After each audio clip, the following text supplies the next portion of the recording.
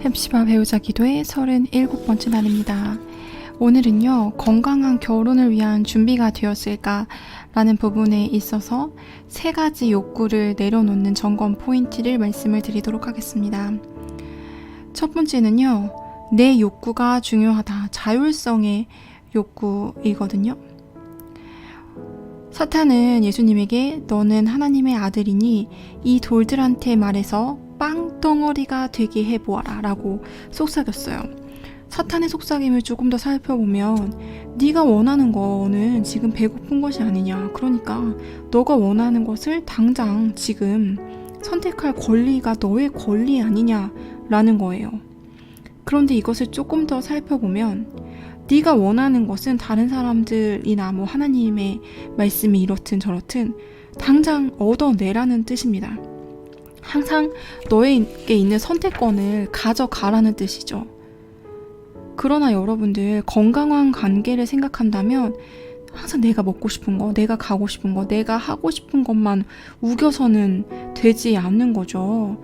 그래서 여러분들 이렇게 너무 당연한 내 욕구인데 왜 채워지지가 않지? 라는 이유로 얼마나 많은 결혼들이 파탄이 나고 있는지를 꼭 생각을 해보셔야 합니다.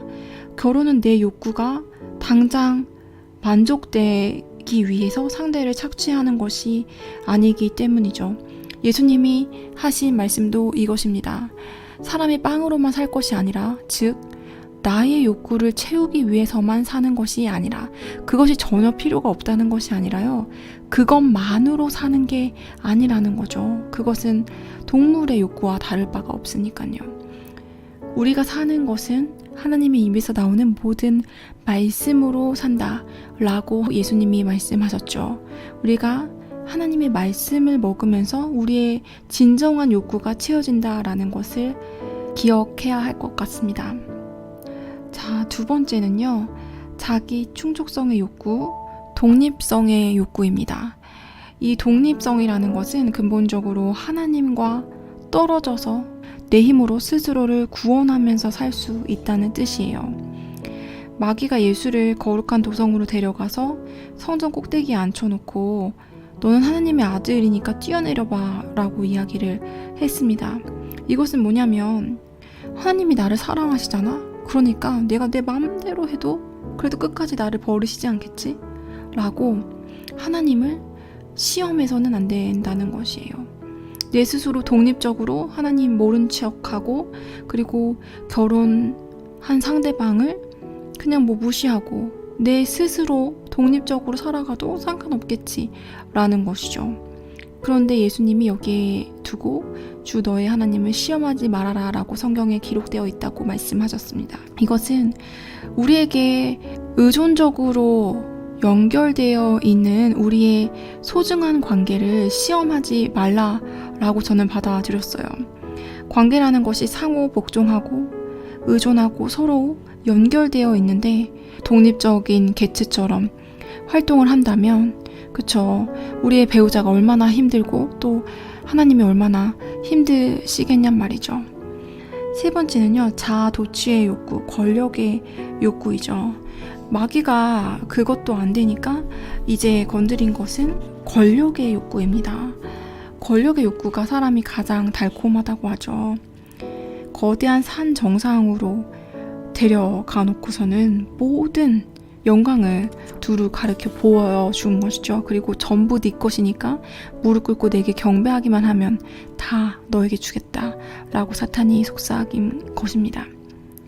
이것은 세상은 너 중심이다 라고 속이는 거예요. 그래서 다른 사람들은 너를 다 경배하는 사람이 될 것이다. 너에게 권력을 주겠다 라는 시험인 거죠. 다른 사람들을 나의 어떤 신하처럼 대한다면 당연히 관계가 훼손될 수밖에 없겠죠. 다른 사람들을 나의 어떤 목적을 위해서 내가 높아지는 것을 위해서 이용하는 형태로 빠질 수 있게 된다는 것입니다.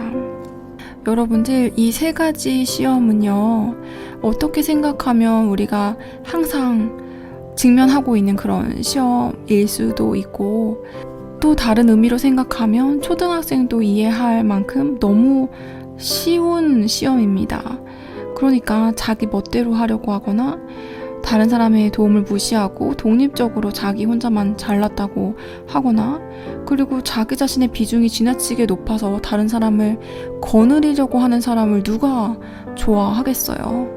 결혼 생활에서도 이 세 가지 시험을 여러분들이 지속적으로 통과하면 될 것 같습니다. 그리고 이것은 결혼 생활뿐만 아니라 모든 인간관계, 그리고 우리 신앙생활의 승패를 결정짓는 아주 단순하지만 아주 중요한 진리가 아닐까라는 생각이 듭니다.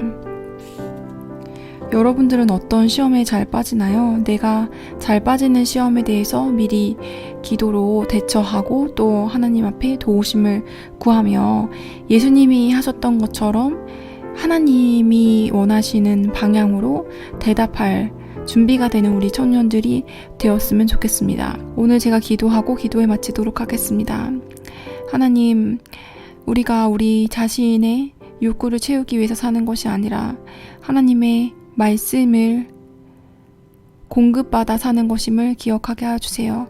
하나님, 우리가 하나님 없이 맘대로 아무것도 이룰 수 없음을 기억하고 하나님을 테스트하지 않을 수 있도록 주님 도와주시고, 하나님을 의존하고 또 사람들에게 도움을 요청하며 살아갈 수 있도록 주님 도와주세요.